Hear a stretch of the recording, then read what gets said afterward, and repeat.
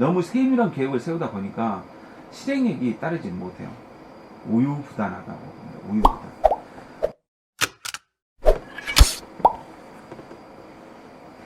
자, 이번에는 정관의 이제 단점에 대해서 말씀드릴 건데요. 모든 육신은 장점만 있는 것이 아니라 단점도 가지고 있다는 거죠. 장점과 단점이 같이 존재하는데, 좋은 것이 있으면 나쁜 것이 있는데, 어떨 때 좋은 쪽으로 작용할 것이고 어떨 때 나쁜 것으로 작용할 것인가를 우리가 생각해 보시면서 이 장점과 단점을 머릿속에다가 꼭 기억해 놓으시면 좋을 것 같습니다. 정관의 장점, 첫 번째로 말씀드렸던 것처럼 원칙과 공정함과 모범적이다 했잖아요. 그래서 청렴결백하고 뭐 대의 명분을 내세운다 뭐 이렇게 됐는데, 하지만 이런 것들을 하다 보면 어떤 현상이 생기겠습니까? 좀 딱딱해지죠.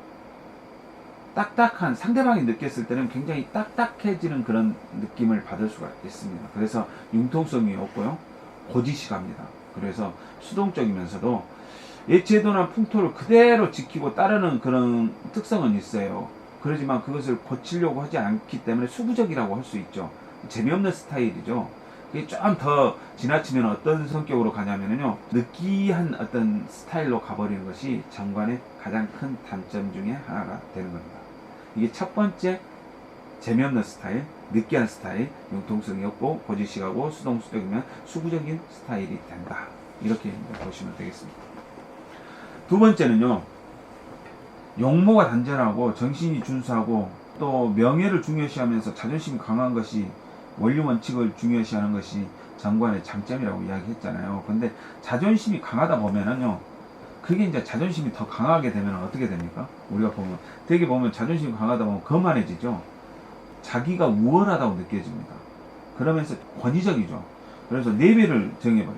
아, 나는 위고 너는 밑에. 아니, 나보다 위이니까 내가 잘해야 돼. 뭐 이런 식으로 서열을 정해버린다는 거예요. 수평 관계가 아니라 수직 관계를 만들어 버린다는 거죠. 그래서 다른 사람과의 어떤 불화를 만들어낼 수 있는 그런 현상들이 생긴다는 거죠. 그래서 그런 점들을 좀 조심해야 되지 않겠냐, 그런 생각을 한번 해봅니다. 두 번째 단점이 거만하고 우월하고 권위적이고 서열적이고 수직관계를 유지하려고 하는 그런 정관의 단점을 가지고 있다, 이렇게 보시면 되겠고요. 세 번째는, 장점은 명랑하고 원만한 대인관계를 이룬다고 했잖아요. 아까 말씀드린 것처럼 대인관계가 불화를 이룰 수 있다고 두 번째 단점으로 이야기했으니까, 뭐 이랬다 저랬다 양면성을 가지고 있다고 이야기할 수 있잖아요. 그래서 뭔가 정관은 그런 면에서 냉정한 것이 있습니다. 냉혹한 면이 있습니다. 정관의 세 번째 단점은요, 냉정함이 있습니다. 관계, 상하관계 이런 것을 만들다 보니까 원만한 관계가 되지 못하면은 그 관계를, 타인을 억제하려고 하는 그런 스타일이 돼버려요. 그래서 수직관계를 만들어서 타인을 억제시켜버리는 그런 현상들이 생기는 거죠. 그게 세 번째 가장 큰 냉정함을 가지고 있다는 거, 정관이 굉장히 냉정함을 가지고 있다는 거 단점으로 보시면 되겠습니다. 네 번째는 뭐냐면요, 신용과 책임을 생명처럼 여기면서 뭐 무책임한 행동을 하지 않고 소신을 가지고 하는 것이 장점이라고 이야기했잖아요. 그러니까 이게 이제 너무 소신을 가지고 있으면, 너무 소신을 가지고 있고 책임감을 가지고 있으면은 소신이 안 좋은 쪽으로 가면 압박감으로 가는 거죠. 얽매임으로 가는 거죠. 그래서 스트레스를 받는 거죠. 실속보다는 명예를 취하려고 하다 보니까 체면치레 위주로 가는 현상들이 많이 생기는 겁니다. 이게 이제 네 번째 단점이라고 보시면 되겠습니다. 다섯 번째는요, 자기 절제를 잘한다고 했잖아요. 건전함과 자기 절제를 잘한다, 뭐 그렇게 이야기를 했습니다. 그래서 남자 같은 경우는 애인으로서는 빵점이지만 남편감으로서는 1등감, 그리고 여자로서는 정관을 가지고 있으면 현모양처라고 이런 장점을 가지고 있는데요, 너무 세밀한 계획을 세우다 보니까 실행력이 따르지 못해요. 우유부단하다고 합니다. 우유부단. 뭐 여러분들 혹시 우유부단 하면 생각나는 뭐 혹시 있으신가요? 저는 우유부단하면은 이런 말이 생각이 납니다. 나는 알았다. 충분히 오래 살다 보니까 이런 일이 올 것이라는 것을 나는 알았다. 그 조지 버나드 쇼가 죽은 묘비에 쓰여진 말이 있잖아요. 영어로 이야기하면 of stayed around long enough for sometimes life would happen인가? 뭐 이렇게 되는데, 조지 버나드 쇼 묘비에 실려 있는 말, 우물쭈물하다 보니까 내 이럴 줄 알았다.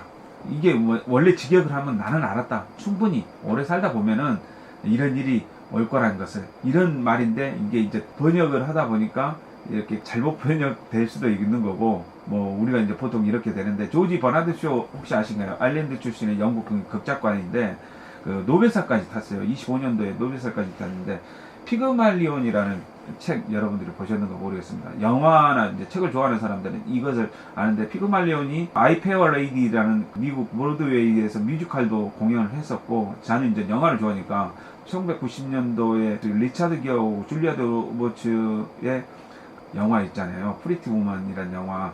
이거의 어떤 그 모티브가 됐던 피그말리온을 썼던 사람입니다. 섹스피어 이후에 최고의 극작가로 극찬을 받았던 조지 버나드 쇼에 썼던 그 말.